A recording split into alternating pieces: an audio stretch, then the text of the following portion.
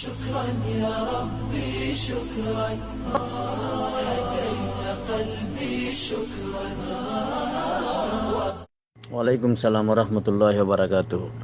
জি ভাই, গায়েবী জগতের বিষয়কে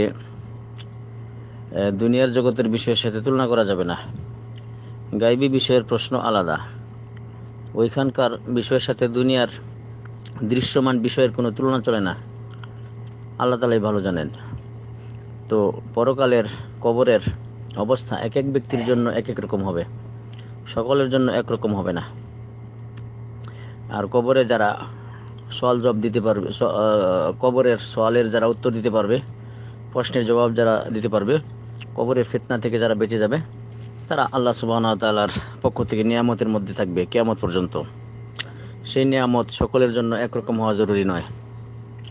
যে হাদিসে যা উল্লেখ আছে তা আমরা বিশ্বাস করি, এবং আরও বিশ্বাস করি যে আল্লাহ সুবহানাহু ওয়া তাআলা সেখানে আখিরাতের জগতে মুমিনদেরকে, সৎমানদেরকে যা ইচ্ছা তাই দিবেন।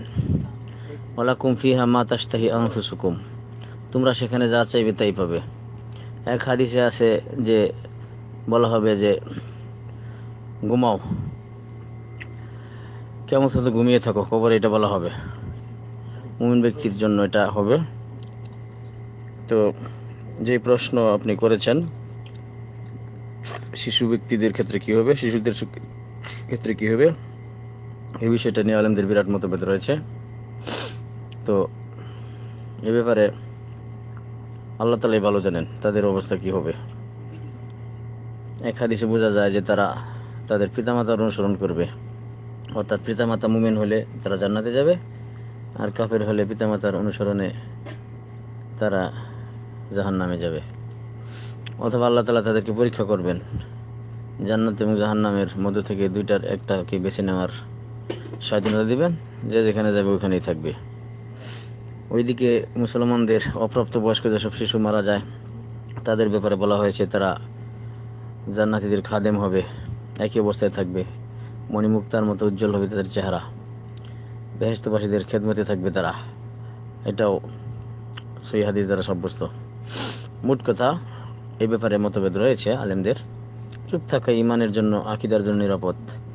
যে বিষয়ে আমার আপনার কোনো উপকার নেই, সেসব বিষয় নিয়ে তর্ক করা, ওসব বিষয়ের গভীরে যাওয়ার চেষ্টা করা মোটেই ঠিক নয়।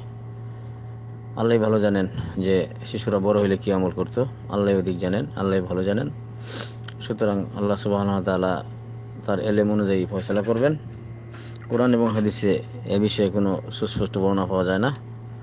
মুসলমানদের শিশুরাই জান্নাতে যাবে, এটা সুস্পষ্ট কথা। তারা যেহেতু ফিতরাতের উপর জন্মগ্রহণ করে, ইসলামের উপর জন্মগ্রহণ করে, এবং ইসলামের উপরে যেহেতু মৃত্যুবরণ করেছে, তারা জান্নাতে যাবে। আর অন্যান্য শিশুদের ব্যাপারটি আলাদা। সেই সঙ্গে শিশু বাচ্চাদেরকে কবরে কি বলা হবে, বা শররাত্রিতে বর কনে যেভাবে ঘুমায় সেভাবে ঘুমানোর কথা বলা হয়েছে এক হাদিসে, কিন্তু শিশুদেরকে কি বলা হবে, তারা কি অবস্থায় থাকবে, সে ব্যাপারে হাদিসে কোনো কিছু বলা হয়নি। সুতরাং নিজের মনের উপরে, মতের উপর কিয়াস করে আমরা এ ব্যাপারে কিছুই বলবো না। বলবো যে আরামের মধ্যে থাকবে, প্রত্যেকের জন্য একই আরাম হওয়ার কথা, একই ধরনের সুখ শান্তি হওয়ার কথা কোরআন হাদিসে বলা হয়নি। প্রত্যেকের জন্য আলাদা আলাদা হবে।